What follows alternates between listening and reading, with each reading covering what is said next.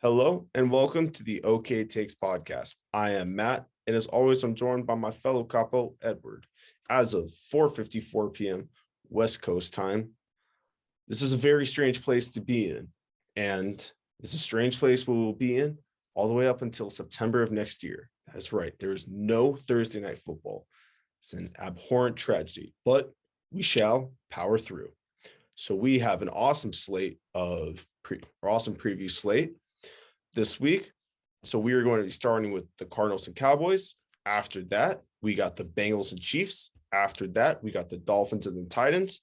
And we will be rounding out with Ravens and Rams. So first game, we got Cardinals versus Cowboys. The Cowboys are 5.5-point favorites, and the over-under is 51.5. Do you still believe in Cliff? No. No, I don't believe in the Cardinals as a team, not just the coach, though. Mm-hmm. And you know what? You should. I'm right there with you. I've under 51.5, but a lot of this is just because of Cliff. Now, the second half collapses of the season. This is nothing new, even though it just started happening in the NFL for him. This goes all the way back to his days Texas Tech. So from 2013 until now, his teams have gone 42-20-1 in the first 7 games, but 16-43 after that. Once again, if it happened a couple years ago, it could still happen again. Yeah, those are pretty revealing numbers. I actually have the opposite. I have over 51.5. Not because I think the Cardinals are going to just wake up and win and dominate, but I'm banking more on the Cowboys kind of exploding again and hoping that the Cardinals can at least put up 20 points, which I think they're capable of doing. But if I had to pick a side, it would be Dallas. Cardinals are really stumbling right now, and I don't see it getting much better for them, but I do still like the over here. I think there's going to be some fireworks in this game.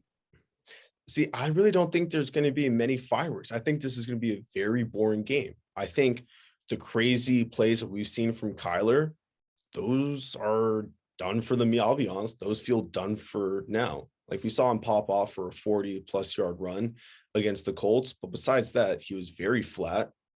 He doesn't have DeAndre Hopkins. And even when he did have DeAndre Hopkins, the offense still wasn't that great. Like he still didn't put up crazy numbers. Like he never had a single 100-yard receiving game this year.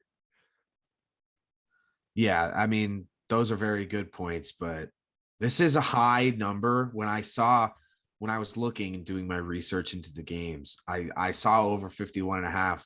And yeah, with the way the Cardinals have been playing and all the injuries, I was like, that's a high number. I feel like they're trying to bait me into the under, but I'm not going to listen to the sports books. I like the over here. I just think that Kyler is going to find a way to score 20 or more points, and I think the Cowboys will do most of the work for me on the over. I just don't see it. I really don't see it. They haven't been great offensively as of late. The last time they won a game, it was against the Bears. And in that game against the Bears, Andy Dalton had 4 some odd picks, and a lot of them were within the Bears' own side of the field. Yeah, I mean, Andy Dalton sucks. So, yeah, for your last win to be against Andy Dalton and the Bears, it's not much. But like I don't know. I see what they did early on in the year and I see what they've been doing lately. And I'm like, something's got to give, right? Like, I don't think they're as bad as they are now. Like, I don't think the way they're playing right now is a true testament to the way they are. But if they lose this week, then I'll say, okay, they're not even going to win a playoff game. I still think this team can win a playoff game, but I don't think they're contenders anymore. I think they're suffering from the cliff collapse. Now, mind you, in his last year at Texas Tech, he went 0-5 to end the season. So I don't know why. It's just strange how his teams could have such a lack of focus, but this is a trend that's been happening since 2013. Maybe they should fire him before the 5th week of the last 5 weeks of the season and then rehire him at the start of next year. Okay, it's like Billy Martin when he used to coach for the Yankees. It would just be fire, higher, fire, higher. Yeah, just fire him with 5 weeks left in every year. Just fire him and then rehire him at the start of next season. Make him earn it. Make him be everybody's like little bitch. Make him be a ball boy. Oh, Make him do laundry. Have him get all the tape. That'll teach him to close out a year. Yeah. Yeah. And then on the other side, the reason for the pick is the Cowboys defense. So now both Trayvon Diggs and Micah Parsons are top 5 defensive player of the year candidates. Yeah, those two are unbelievable. We've been singing their praises all year. So they're going to get theirs for sure. They're incredible. And I'll be honest, the only thing I'm kind of worried about for the under is that Kyler Murray is going to throw some pick sixes. I'm saying Dallas might get this on their own. Like, I'm so confident in Dallas putting up points that it's not going to take much from the Cardinals for the over to hit, in my estimation. Yeah, I think the Cowboys do have enough on defense to get 7 points, but to put up like another 2 touchdowns or more in a game that doesn't involve the offense, it's just defense and special teams, that would be absolutely insane. But who knows? Who knows? Because they lead the NFL in takeaways with 33. Yeah, they're unbelievable. And it's really like, it's been the whole unit. Like we saw Lawrence with the pick 6 last week, but it's really just come down to Diggs and Parsons, who have been the catalyst, I feel like, for them having so many takeaways and scoring so many points on defense. Yeah, so I don't know. It's going to be a very interesting game. We're going to see if the Cowboys are for real, and then if the cliff collapse is a real thing. Yeah. All right, so now we are moving on to Bengals versus Chiefs, -5. Chiefs are 5-point favorites. Chiefs are 5-point favorites, and the over-under is 50. Honestly, I'm going to start my pick over 50. Just the season's too short to skip out on a fun over like this, where we have 2 incredible QBs. Okay. Are you looking at the live line? Because when I was looking, it was 51. So I got it at over 51, but I'll gladly take over 50. Okay. This was from as of yesterday. Oh, okay. Okay. When I looked this morning, I was doing my research this morning and it was over 51. So this is my lock of the week. I am so excited for this game. This is, I think, the best game of the week. I don't know if you agree, but no, because this is a game where we want to watch sparks fly. This, right. If there was any for like the one final game of the year where we could just get, I don't know, 70+ points, then I feel like this has to be the one. Yes, the Chiefs defense has improved, but the Bengals hopefully are clicking, and the Chiefs flat out embarrass the Steelers. Yeah, I want to see like Tyreek Hill and Jamar Chase both going for like 150 yards. Like, I think this has the potential to be such an awesome game. You know what? Dare I say, Monday night, Rams Chiefs vibes. I am getting some of those vibes right now. Yeah, me too. It just depends on if the Bengals can click again. They have to be clicking like they were last week. Yeah, and also I'm just going to will my way into thinking that this over is going to hit. I think it is. I'm very confident in this. Because that's the thing, though, is that like now the Bengals were freshmen against the Broncos. They put up like 15 points last week, ran the score up. And the Chiefs on the other side of the ball, they've put up 118 points in their last 3 games. Yeah, I mean, here's the thing. I like, it's the Bengals that worry me the most because we've seen them be inconsistent all season long. We've seen them show flashes like last week where they look like they're going to be a team to be reckoned with in the AFC. And then we see them against the Broncos and it's like, well, what the hell was that? Why did they fall so flat? Like the Chiefs, they've won what, 8 in a row? Yeah. I know what I'm going to get from the Chiefs. I know they're going to ball out. Can Cincinnati match them home run for home run? Like, it's going to come down to like a home run derby type, I feel like. Yeah, it's gonna be a classic. This is gonna be like the '08 between Justin Morneau and Josh Hamilton at Yankee Stadium. That's honestly what I hope we get out of this, to where we see, I don't know, Jamar Chase going for 70 yards. And then a couple of plays later, we're going to see Tyreek Hill going for 65 plus yards.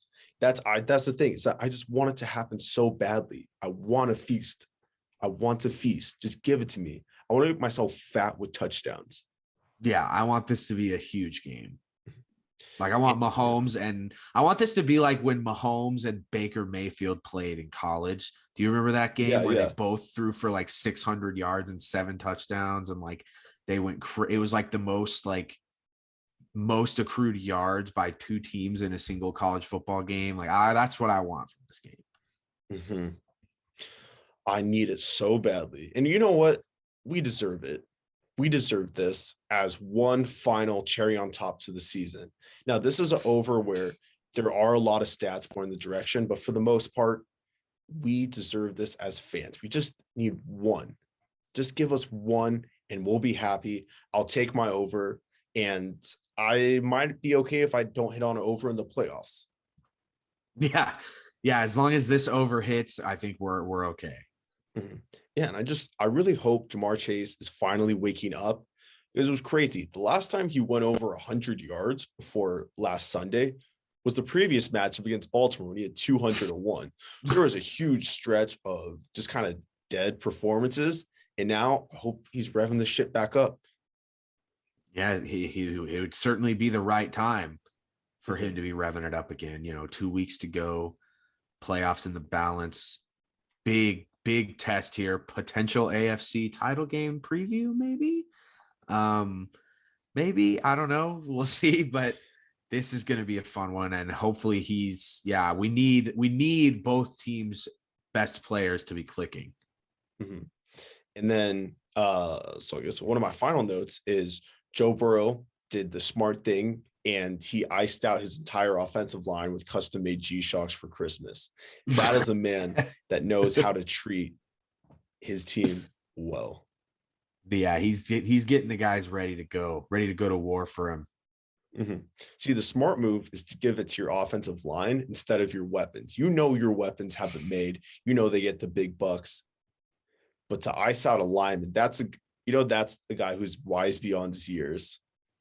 Oh yeah, you got to keep your O-line happy, right? They're the ones keeping you upright, keeping you ready to throw. Mm-hmm. You got to keep them on your side. Mm-hmm. I feel like in the 70s or the 80s, a steak dinner would have been enough.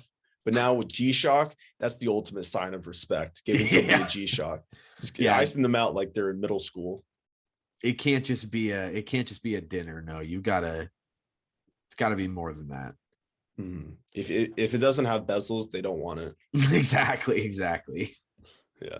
And then last note, Mahomes won the AFC Player of the Month last month. He had 1,100 passing yards, 8 touchdowns. Yeah, this for all the times that we thought, oh, Chiefs are dead. Nah. No. I want to say maybe I never proclaimed it on this podcast, but I was never in the Chiefs are dead camp. I just knew that when it was all said and done, they were going to be there at the top. Mm-hmm. They are. Yeah. And I still think they're going to the Super Bowl. I am holding by that. You're not wrong, especially with the way the defense is playing, but no defense this game. No. Yeah. Their defense, we're allowing a bye week for the defense. Mm-hmm. Yeah. Take a trip to Cancun. Oh, you know what they should do? Go on a really nice boat trip, go to a tropical destination, take a trip on the boat, take a picture, take a ton of pictures. Everybody's in some Timberlands and jeans. So yes. if they do that, both teams' defensive coordinators should be like wink and say that we're not ready to give Patrick Mahomes his Hall of Fame jacket yet.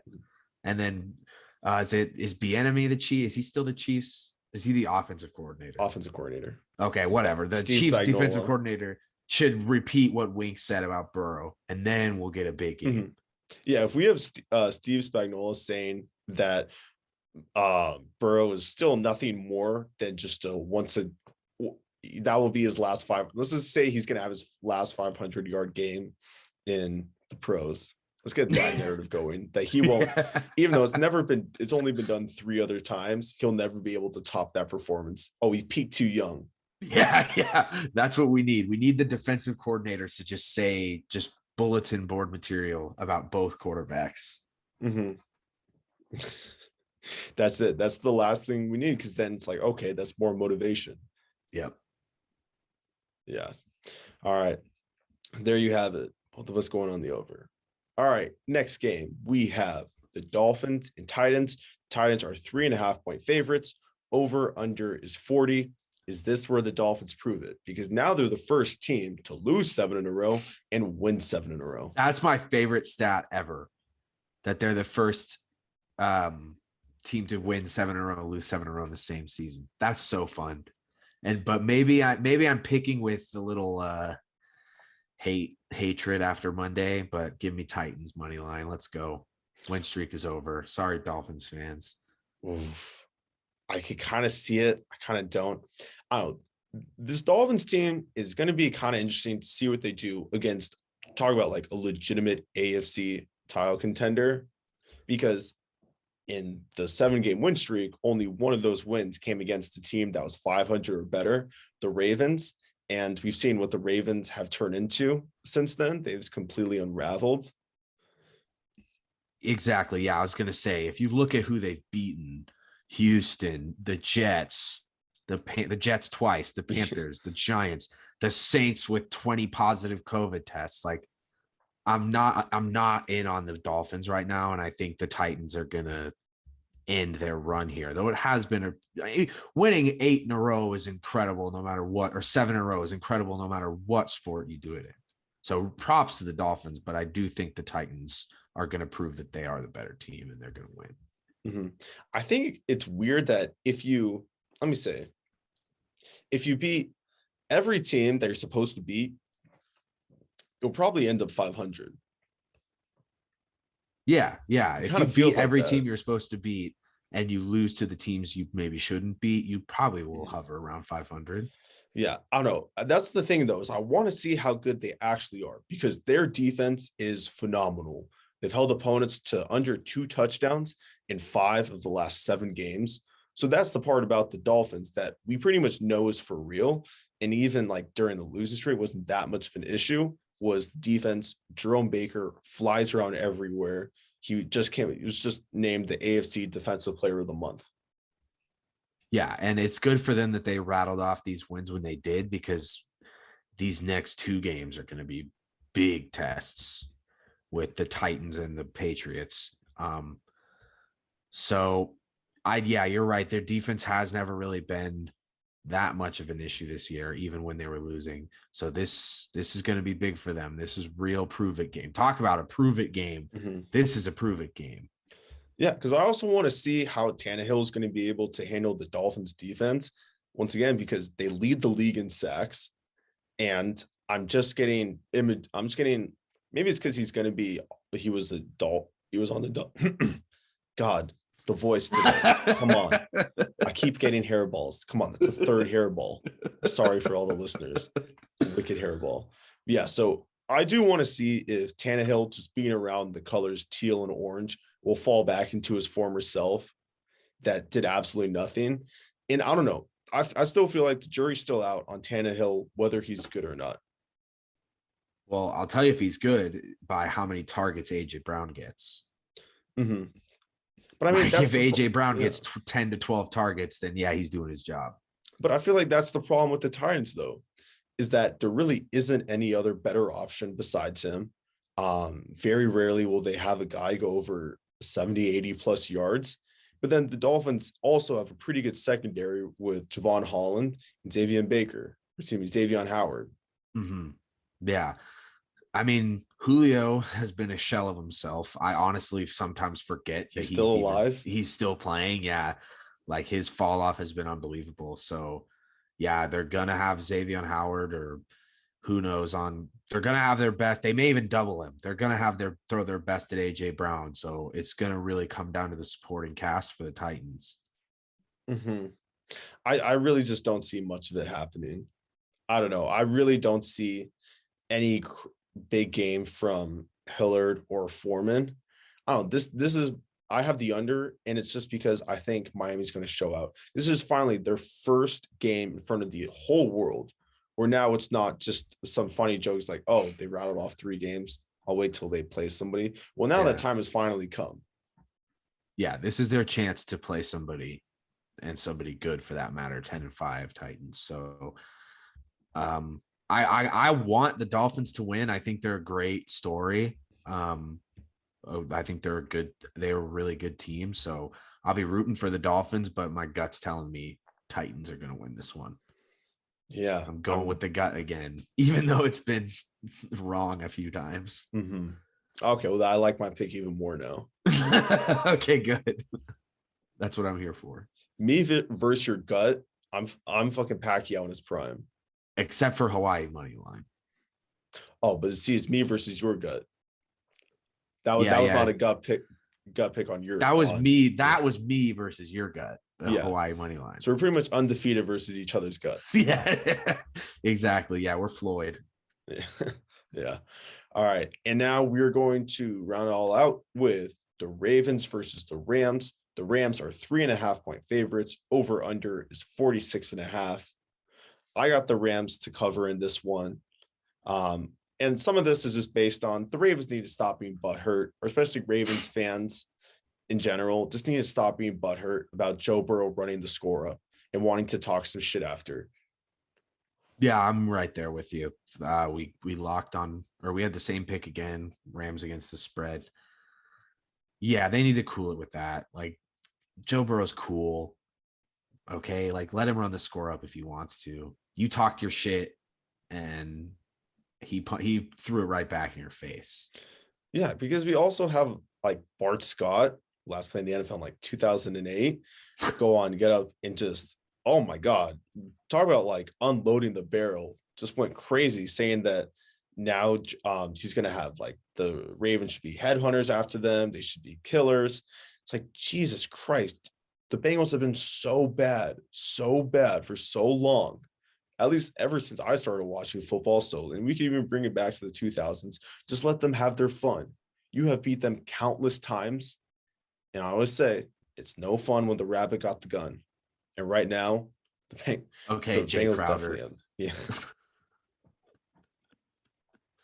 Yeah, that the Ravens need to relax. Ravens fans need to relax and just let Joe Burrow have fun. Let the Bengals have fun. Like you said, they've been awful pretty much our whole life. Andy Dalton and the Vontaze perfect crap. Just throwing his head at other people's, helmet to helmet every game. Just let the Bengals have fun, man. They finally have a good team. Yeah. Yeah. So I just need to get that rant out of the way. Just, I don't know, it's the worst things. I'm like, oh no, only we're allowed to run up the score on you guys. Yeah, no, stop. So I hope the Rams run up the score. Yeah. Just stop gatekeeping who can run up the score or not. Yeah, come on. No fun league. They're really in the embodiment of that. At times, yeah. The Harbaugh just hate to lose. That's the thing with the Harbaugh is that they'd rather do anything else than lose. I feel like they say, oh, I'd give an arm and a leg. The Harbaughs would pretty gladly give every single limb if it just means one win. Yeah, I'm sure Harbaugh, which one is the Michigan coach? John. I'm sure John will do whatever it takes. Jim? Yeah. Is Jim the Michigan one? Yeah. Jesus Christ. Jim will do whatever it takes to beat Georgia. Mm-hmm. No, he'd gladly say, how many limbs do I have to chop off in order to get this win? And if Kirby Smart said, well, it's going to take it, you're pretty much just going to look like a chicken nugget afterwards. Be like, yeah, I'll take it. I'll take it. Yeah, One national championship. Yeah. So I hope Sean McVay will do the same. I think the Rams are going to clean up, even if Lamar plays, which I think he is. Look, just stop. You don't have to. You don't have to. Why do you want to do, like, I understand why you want to, but it makes no sense in the world.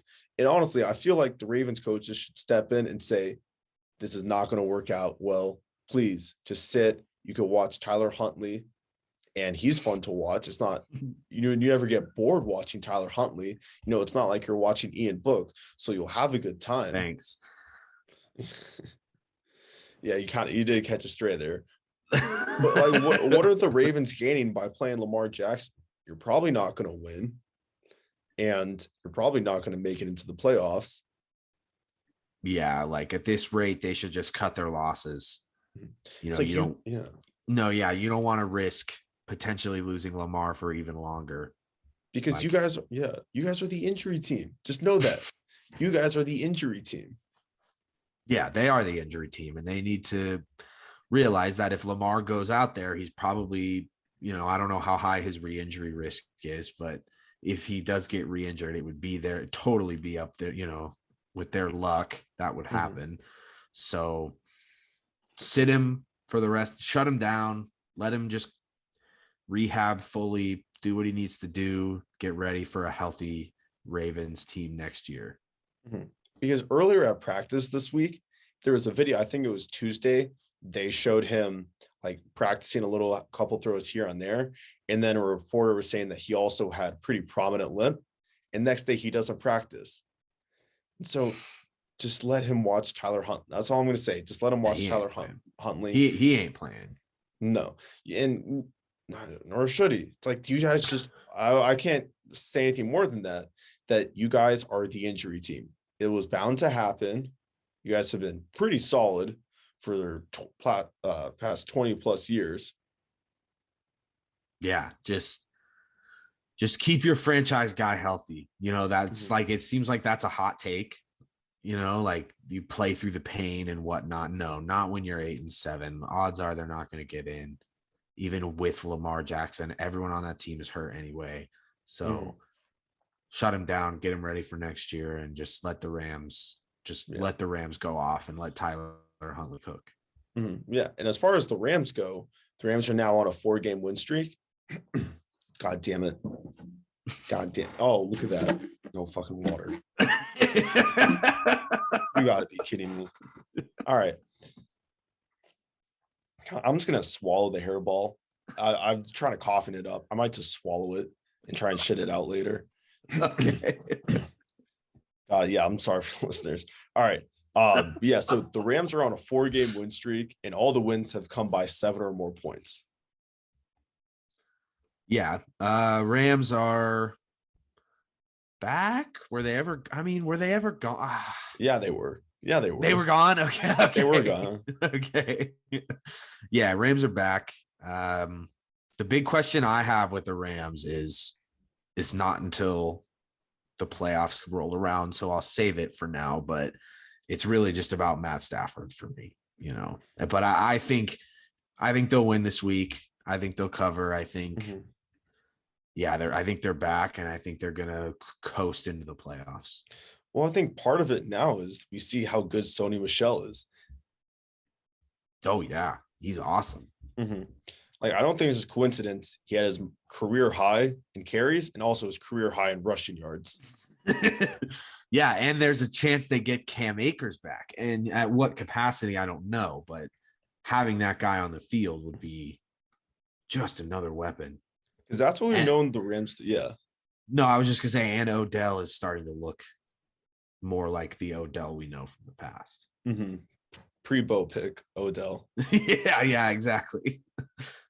Well, so it's kind of interesting with the Rams because probably a lot of their success, at least the last couple of years, has just been because of the run game, because of how well McVay knows how to prepare and scheme.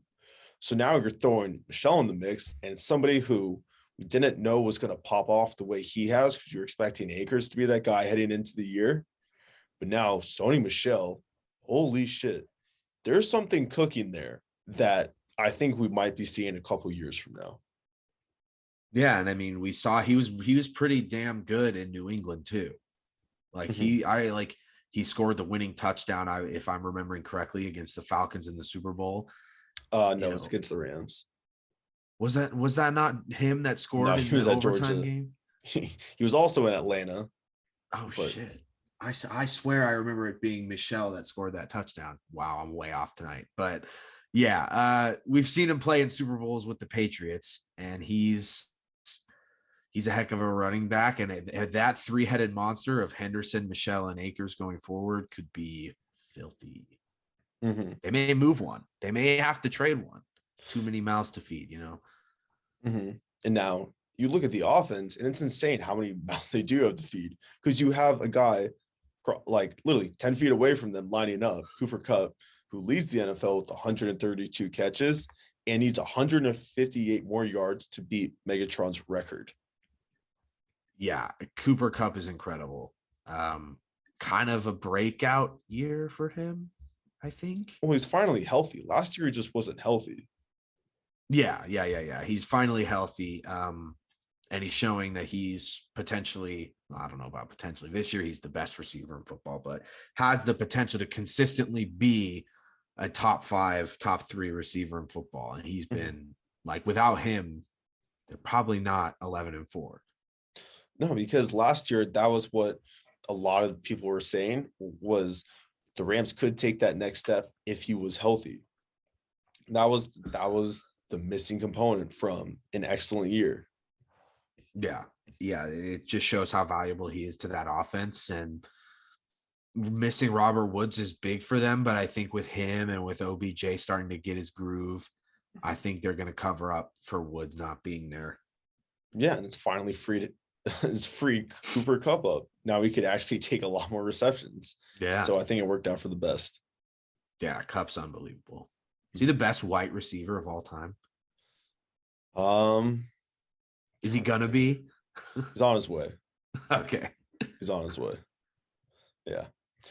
All right. Anything else? No, I think that covers it. All right, cool. Thank you guys so much for tuning in to this episode. If you would like to follow myself on social media, find me at Matt Weiner 20. If you'd like to follow Edward on his Instagram and Twitter, find him at Edward_Vento. And if you have no care in the world for anything you have to say and would only like to follow the podcast, make sure to follow OK Takes on Instagram, Twitter, and TikTok at OK Takes Pod. That is OKAY Takes Pod. OKAY Takes Pod. Takes 2 seconds and will help us tremendously. Thank you guys so much for tuning in, and have a wonderful day.